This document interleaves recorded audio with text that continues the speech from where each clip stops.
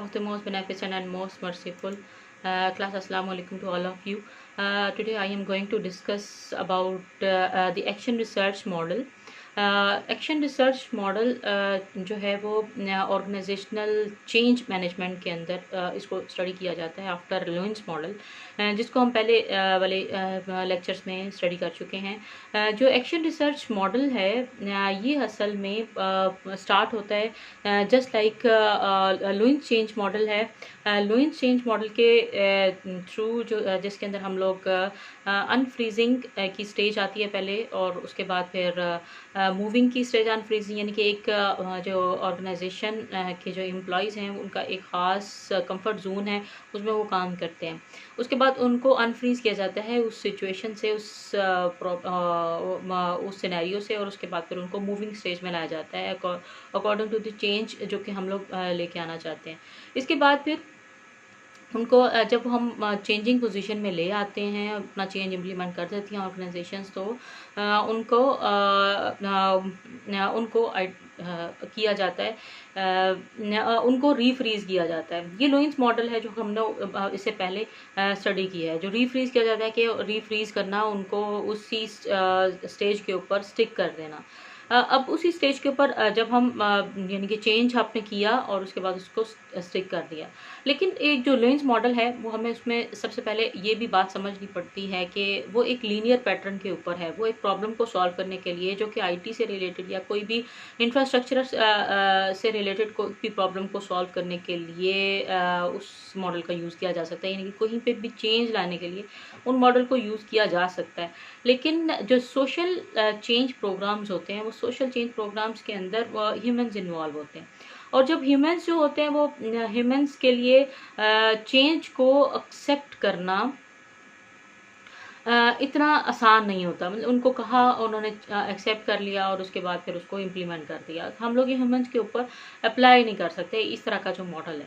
अब ह्यूमन के अब ऑर्गेनाइजेशन के अंदर भी कोई भी प्रॉब्लम होगी, वो एक प्रॉब्लम नहीं होती, मतलब कि बहुत सारी डायमेंशंस हैं जिसके अंदर हम ऑर्गेनाइजेशंस को देखते हैं, और हर हेड के अंदर उनकी प्रॉब्लम का जो प्रॉब्लम का फेस जो है वो बिल्कुल डिफरेंट होगा, उसको सॉल्व करने का तरीका बिल्कुल ही डिफरेंट होगा। इसलिए जो एक्शन रिसर्च मॉडल जो कि उसके अंदर यूज़ होता है, एक्शन रिसर्च मॉडल के मुताबिक जो है वो सबसे पहले आपको प्रॉब्लम आइडेंटिफाई की जाती है कि क्या प्रॉब्लम है आपकी उसके साथ, और उसके बाद फिर कंसल्टेशन विद बिहेवियरल साइंटिस्ट। अब बिहेवियरल साइंटिस्ट जो है वो ओडी प्रैक्टिशनर भी हो सकते हैं। बिहेवियरल साइंटिस्ट होते हैं जो कि बिहेवियर को, लोगों के बिहेवियर्स को जानते हैं। Consultation with the behavioural scientist वो करते हैं, और उसके बाद उनके कंसल्ट किया जाता है। उसके बाद फिर उनके अपनी प्रॉब्लम को बताया जाता है कि सपोज कि मार्केटिंग डिपार्टमेंट जो है वो ठीक तरीके से काम नहीं कर रहा, और आपकी सेल्स बहुत डाउन है, और आपको लगता है कि ओवरऑल मार्केटिंग डिपार्टमेंट के अंदर अच्छी वर्क फोर्स नहीं है, या उनके पास अच्छी पॉलिसीज़ नहीं है कि वो अपनी प्रोडक्ट को अच्छे तरीके से मार्केट कर सकें और सेल कर सकें।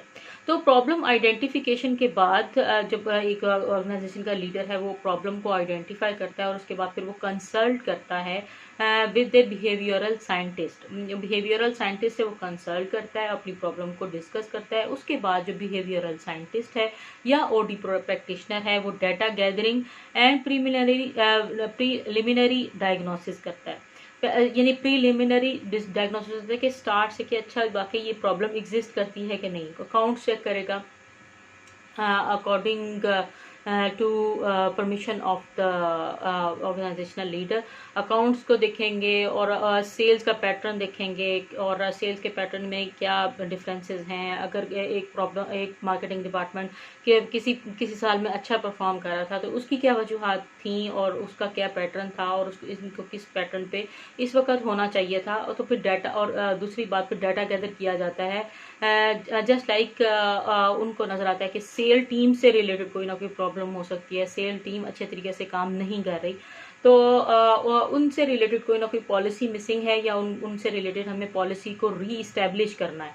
तो वो सेल टीम से इंटरव्यूज़ लेंगे, उनकी ट्रेनिंग्स में कहीं कमी है तो वो उनको आइडेंटिफाई करेंगे। सपोज़ उनको एक नज़र आती है कि सेल टीम वाक़ई वीक है और नई है और उनको नई मार्केट्स को एक्सप्लोर करने में मसला हो रहा है।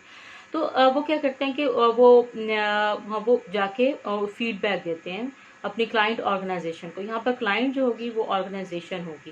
वो क्लाइंट ऑर्गेनाइजेशन को जाकर फीडबैक देती हैं और फीडबैक के बाद वो उनसे कहते हैं कि आपकी सेल टीम के अंदर कुछ ना कुछ फ्लॉज हैं, कुछ मुश्किलात हैं, उनको अगर हम लोग ठीक करें तो हमारी मार्केटिंग डिपार्टमेंट की ओवरऑल प्रॉब्लम को सॉल्व किया जा सकता है। फिर क्या होता है कि फिर उनकी उनसे रिलेटेड जो सेल्स की टीम है उनसे रिलेटेड आपकी की जाती हैं, स्ट्रेटजीज बनाई जाती हैं, पॉलिसीज़ बनाई जाती हैं, ट्रेनिंग सेशंस अरेंज किए जाते हैं, फिर मार्केट्स के बारे में बताया जाता है, मार्केट को एक्सप्लोर करने की कैपेबिलिटी उनके अंदर डाली जाती है। सपोज के नई वर्क टीम है या नए सेल्समैन हैं तो उनके उनके साथ सीनियर सेल्समैन की को गाइडेंस के तौर पर उनको कहा जाता है और उनको फैसिलिटेशन के तौर पर उनको इंसेंटिव्स का भी कहा जाता है कि अगर आप इनको फैसिलिटेट करेंगे तो आपके इंसेंटिव्स में इजाफा होगा, कि वो अपने इंसेंटिव्स की तरफ सिर्फ ना ही तवज्जो दें बल्कि सबको साथ लेकर चलें। तो इसमें ओवरऑल ऑर्गेनाइजेशन का ही फ़ायदा है। लेकिन सपोज़ कि उन्होंने फीडबैक लिया लेकिन उसके बाद भी जॉइंट डायग्नोसिस हुए, जॉइंटली उन्होंने डायग्नोस किया इन चीज़ों को, लेकिन फिर भी उनकी प्रॉब्लम सॉल्व नहीं हुई। जॉइंट डायग्नोसिस के बाद उन्होंने 1 माह या 2 माह या 6 माह तक उन्होंने एनालिसिस किया। उनको नज़र आया कि सिर्फ सेल्स की जो है वो प्रॉब्लम नहीं है मार्केटिंग डिपार्टमेंट के अंदर। सिर्फ सेल टीम को ट्रेन करने से आपकी मार्केटिंग का ओवरऑल जो डिपार्टमेंट है वो इम्प्रूव नहीं हुआ।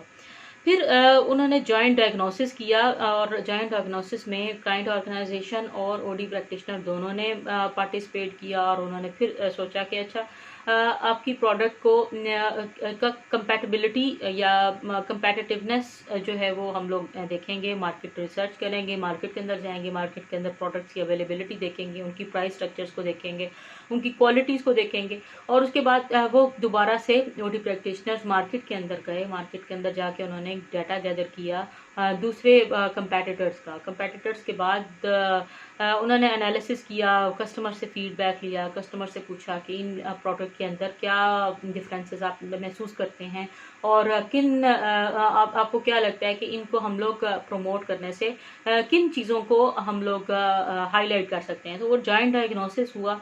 उन्होंने अपना जो जितना भी गैदर किया था डाटा मार्केट से, अपने डिफरेंट स्टेक होल्डर से, वो लेके आए अपने क्लाइंट ऑर्गेनाइजेशन की तरफ के साथ। उन्होंने फिर उनके साथ प्लानिंग की, उनके साथ हम लोग इसको सपोज कि उनका जो प्रोडक्ट है कंपेटिटर्स का प्रोडक्ट क्वालिटी वाइज भी आपसे बहुत अच्छा है और प्राइस वाइज लो है, तो आपको अपनी प्रोडक्ट को इम्प्रूव करने के लिए या अगर आप अपनी प्राइसेस को लो नहीं कर सकते तो आपको उन प्राइसेस को लो नहीं कर सकते, तो आपने कन्विंस करना है कस्टमर्स को कि आपका प्रोडक्ट क्यों लो खरीदें और क्यों उसकी तरफ आएँ और कंपैटिटर का प्रोडक्ट क्यों ना खरीदें। आपके प्रोडक्ट के अंदर की स्ट्रेंथ्स क्या हैं, अगर आपकी प्राइस ज़्यादा है तो उसकी स्ट्रेंथ्स क्या हैं, वो आपको किस तरह से यूटिलिटी प्रोवाइड करेगा। अब ये जॉइंट डायग्नोसिस होगा, फिर उसके ऊपर जॉइंट एक्शन प्लानिंग होगी। सपोज जॉइंट एक्शन प्लानिंग के अंदर उन्होंने ये सोचा कि एडवर्टीजमेंट डिपार्टमेंट को साथ लिया जाए और एडवर्टीजमेंट डिपार्टमेंट को इस काम पे लगाया जाए कि वो कन्विंस करे कस्टमर्स को कि आपका प्रोडक्ट आपके कंपैटिटर से किस तरह से डिफरेंट है। तो जॉइंट डायग्नोसिस किया, जॉइंट एक्शन प्लानिंग की और उन्होंने एडवर्टीजमेंट डिपार्टमेंट से कन्विंस करने के लिए एडवर्टीजमेंट्स कुछ बनवा ली। उसके बाद एक्शन हुआ और एडवर्टीजमेंट्स रूट करना शुरू हो गई और फिर उसके बाद फिर 3 माह 4 माह के बाद जो भी आपने पॉलिसी के अंदर इस्टेब्लिश किया था, आपने मार्केटिंग डिपार्टमेंट की परफॉर्मेंस और अपनी प्रोडक्ट की परफॉर्मेंस को चेक किया। अब ये जो साहब दोबारा से डाटा गैदर किया गया, जब ये एक्शन लिया गया, दोबारा से देखा गया कि आपकी प्रोडक्ट की सेल के कहाँ तक पहुंची है और उसके बाद फिर दोबारा से फीडबैक दिया गया टू दी क्लाइंट ऑर्गेनाइजेशन। अब ये जो एक्शन रिसर्च मॉडल है ये इसी फीडबैक के ऊपर, यानी कि ये कॉन्टीन्यूस प्रोसेस को डिस्कस करता है। ये कि आपने एक प्रॉब्लम को सॉल्व कर दिया, आप ज़रूरी नहीं है कि वो प्रॉब्लम सॉल्व हो जाए और ज़रूरी ये भी नहीं है कि वही प्रॉब्लम हो जिसकी वजह से आपकी सेल डिक्लाइन थी। अब ये एक्शन रिसर्च मॉडल है कि जो एक्शन लिया जाता है keeping in mind all other dimensions, और ज़रूरी नहीं है कि वही डायमेंशंस ही प्रॉब्लमेटिक हैं ऑर्गेनाइजेशन के लिए, या वही ऑर्गेनाइजेशंस जो हैं वो इस प्रोसेस को रूट करने के लिए के वायबल हैं। अब ये जो एक्शन रिसर्च मॉडल है ये ऑर्गेनाइजेशन से रिलेटेड है, और ऑर्गेनाइजेशंस के अंदर ये कॉन्टीन्यूस प्रोसेस के तौर पर लिया जाता है, और इसके अंदर जो ओडी प्रैक्टिशनर्स हैं उनकी जॉब को भी कॉन्टीन्यूसली देखा जाता है या उनको हायर किया जाता है। Thank you very much.